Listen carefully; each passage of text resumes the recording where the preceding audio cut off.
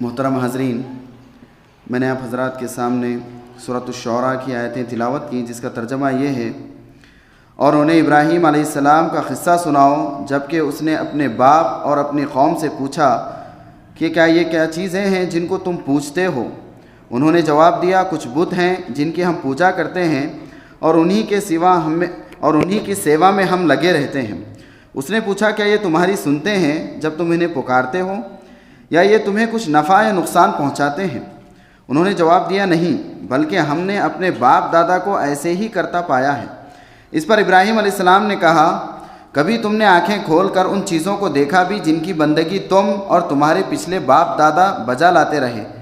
میرے تو یہ سب دشمن ہیں بجز ایک اللہ رب العالمین کے، جس نے مجھے پیدا کیا، پھر وہی میری رہنمائی فرماتا ہے، جو مجھے کھلاتا ہے اور پلاتا ہے، اور جب بیمار ہو جاتا ہوں تو وہی مجھے شفا دیتا ہے، جو مجھے موت دے گا اور پھر دوبارہ مجھ کو زندگی بخشے گا، اور جس سے میں امید رکھتا ہوں کہ روز جزا میں وہ میری خطا معاف فرما دے گا۔ السلام علیکم ورحمۃ اللہ وبرکاتہ۔ جیسا کہ ابھی آپ نے سماعت فرمایا، تقریر کا عنوان ہے داعیان دین کا کردار۔ یہ اس تقریر کے دو جز ہیں، ایک دائی، دوسرا کردار۔ اس لحاظ سے دائی کے معنی ہوئے پکارنے والا یا بلانے والا۔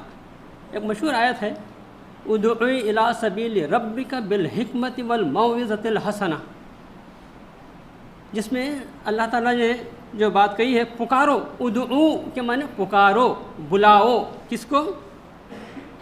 اپنے رب کے راستے کی طرف۔ یہ دائی کا کام ہے، یہ اپنے رب کے راستے کی طرف حکمت کے ساتھ، موعظت کے ساتھ۔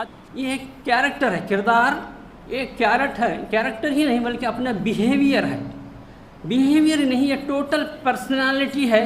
تو داعیان دین کا امیج کیسا ہونا چاہیے، وہ چیزیں ہیں وہ جس کو ہم کو خیال رکھنا چاہیے ایک داعیان دین کے لیے، ایک بات ہے، اس کو سمجھنا ہے۔ اب دائی کے معنی سمجھ میں آ گیا کہ ہم کو یہ دائی ہے بلانے والا، پکارنے والا، لیکن دائی ہے کون؟ ہو از دائی؟ اس سے پتہ یہ چلا کہ پوری امت مسلمہ دائی ہے، صرف پرٹیکولر لوگ یا پرٹیکولر جماعت یا کچھ لوگ دوسرے۔ یہی وجہ ہے کہ جماعت اسلامی ہند یہ کوشش کرتی ہے کہ یہ کام صرف ہم نہ کریں بلکہ اس کو انکریج کریں کہ امت مسلمہ کا ہر طبقہ چاہے کوئی بھی ہو اس کام کو کرے۔ تو اس کا معنی یہ ہوا کہ یہ کام صرف پرٹیکولر لوگوں کا نہیں ہے بلکہ پوری امت مسلمہ کا یہ کام ہے۔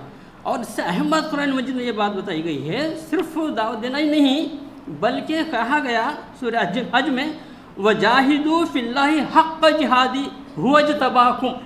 مطلب حضرت دیکھیے، یہاں پر جو بات بتائی صرف دعوت دینا، جو امر بالمعروف اور نہی عن المنکر اتنا ہی کرنا نہیں ہے بلکہ اس کام کے لیے جد و جہد کرنا۔ کیسی جد و جہد کرنا؟ کہ اس کا حق ادا ہو جائے، اسٹرگل کرنا، اسٹرائیو کرنا، اس کے لیے نا اپنی جان کھپانا، مال کھپانا، تن من دھن اس میں لگانا، یہ جو ہے نا کام ہے دائی کا۔ آج کے پروگرام میں آپ لوگوں نے درس قرآن میں مولانا عتیق الرحمن عمری صاحب سے سورہ شعراء آیت نمبر 69 تا 85 پر درس قرآن سماعت فرمایا۔ تو یہ بھی اللہ تعالیٰ کو معلوم تھا کہ فرعون جو ہے پلٹنے والا نہیں ہے، اس کا انجام کیا ہونے والا ہے دنیا میں اور آخرت میں۔ اس کے باوجود موسیٰ علیہ السلام کو یہ امید دلائی کہ جاؤ فرعون کو دعوت دو، شاید کہ وہ پلٹ آئے۔ تو داعی کو پر امید کے ساتھ جو ہے دین کی دعوت کو پیش کرنا ہے۔ پھر درس حدیث میں جناب رفیق خان درانی صاحب نے ظلم کے عنوان پر کئی باتیں آپ کے سامنے لائی، اور یہ بات بھی لائی کہ اللہ کے رسول صلی اللہ علیہ وسلم نے حکم دیا کہ اپنے بھائی کی مدد کرو، چاہے وہ ظالم ہو یا کہ مظلوم ہو۔ تو صحابہ کرام نے یہ سوال کیا، اللہ کے رسول صلی اللہ علیہ وسلم اپنے مظلوم بھائی کی مدد کرنا تو جو ہے سمجھ میں آتی ہے، لیکن ظالم کی مدد کیسے کریں؟ تو اللہ کے رسول صلی اللہ علیہ وسلم نے یہ بات بتائی کہ ظلم کرنے سے اسے روکو. تو گویا کہ ایک ظالم کو ظلم کرنے سے روکنا، خصوصاً اگر مسلمان ہے کوئی ظلم کر رہا ہے تو اسے روکنا بھی اس کی مدد کرنا ہے. یہ اگر ہمارے ذہن میں ہو کہ ہم اس کی مدد کر رہے ہیں، ہم اس کے خیر خواہ ہیں، تو اس ظلم سے روکنے کا ہمارا انداز مختلف ہوگا. اس کے برعکس مظلوم کی مدد کرنے کا اگر ہم زیادہ، تو اس کا غلبہ اگر ہمارے سامنے وہ ذہن میں ہو، تو پھر ظالم کے سلسلے میں ہمارا رویہ الگ ہوگا. تو یہ رویے بہت حد تک جو ہے امپورٹنٹ ہوتے ہیں کاموں کو انجام دینے میں بھی اور ان کے نتائج کو نکالنے میں بھی. اس کے بعد تقریر میں داعیان دین کا کردار، اس عنوان پر ناظم ضلع یادگیر جناب محمد منہاج الدین حضور صاحب نے آپ کے سامنے کئی باتیں رکھیں اور مؤثر انداز میں آپ کے سامنے باتیں رکھیں. تو یہ بات بھی آپ نے رکھی کہ دین کی دعوت دینا اور ایک مومن کا جو کردار، جو اوصاف بتائے گئے قرآن کریم میں، انہیں اختیار کرنا گویا کہ یہ ہر امت مسلمہ کے فرد کی ذمہ داری ہے. اور یہ بات بھی آپ نے بتائی کہ قول اور فعل میں تضاد نہیں ہوتا.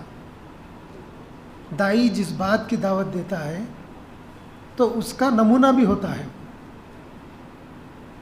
آج رزلٹس کیوں نہیں نکل رہے؟ ایک تو ذمہ داریوں کو ادا کرنے کے پہلو سے ایک جائزہ لیجئے، کہاں تک ان ذمہ داریوں کو ہم ادا کر رہے ہیں. دوسری چیز جو عملی نمونہ بننا ہے ہمیں، تو اس پر کہاں پہ ہم کہاں تک اترتے ہیں، اس کا جائزہ لیجئے.